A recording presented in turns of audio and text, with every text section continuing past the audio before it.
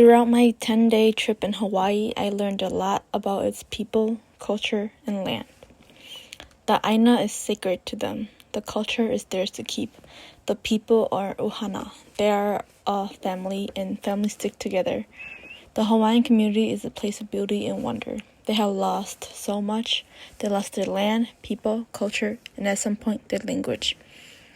Through these tough times, they did not give up, and now they are reclaiming what they have lost.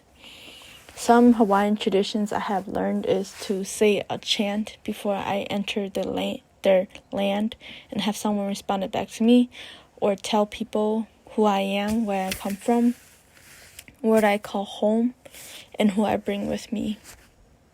And I told all of them that who I am, my name, and I bring my grandpa with me on this trip because he is someone knowledgeable and he is someone I can learn from.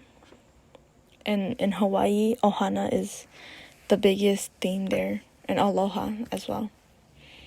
So the meaning of ohana, it means the family that everyone belongs in Hawaii. Even the tourists, they too get called ohana. They too belong to ohana, and they are also called auntie, uncle, brothers, and sisters. And then if the tourists are lucky enough, they will be adopted into the family of the Hawaiians. And I was really fortunate to be a part of the ohana. And it's like what people say, once you consider someone your family, you start treating them differently. You also see them in a different light. So tourism in Hawaii is the main source of income. And it's very sad because in Hawaii, they don't even grow their own crops. Some of them don't even grow their own crops anymore. 80% of their produce is shipped in. So for a nation that used to grow everything and relied on no one for produce, to see them now have shipments of food come in every day, including seafood, even though they are surrounded by the ocean, it was very hard to see and very sad to see. So not only that, many of the Hawaiians have suffered from the loss of land and high-income housing. Many of them cannot even afford to live in the lands that their ancestors have lived upon. There's many apartments and hotels being made and houses being made, but none of them is made for the Hawaiians. Those places are made for settlers who come to live in Hawaii and those who come to visit Hawaii only. So along the beaches of Hawaii, you will see tents for the homeless. So that's the only place they can afford to live. It's free and it's not owned by the military and it's not owned by riches. That place in between the road and the beach, that's theirs only to keep. So that's not to say that in Hawaii nobody's helping each other out, because that's not true. Everybody helps each other out for the most part.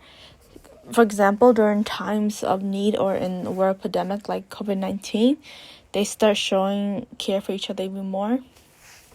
People will offer boxes of masks for the homeless, and they try to separate the homelessness from living too close to each other in order not to spread COVID-19. We also see other native Hawaiians restoring fish ponds and restoring their original way of farming, which is really important because that is something that is lost to them for many generations now. And the best part about this is that we see people who are not native Hawaiians help out the natives by volunteering. They're not getting paid to do it. They're just doing it for the goodness of their heart and for the goodness of the Aina. We also see communities and people and other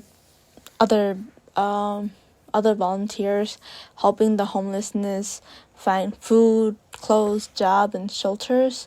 And then we also see programs to help and save indigenous methods and teachings, because that's very important for the tradition to keep going strong and for them to not lose any information over time, even though many information already have been lost.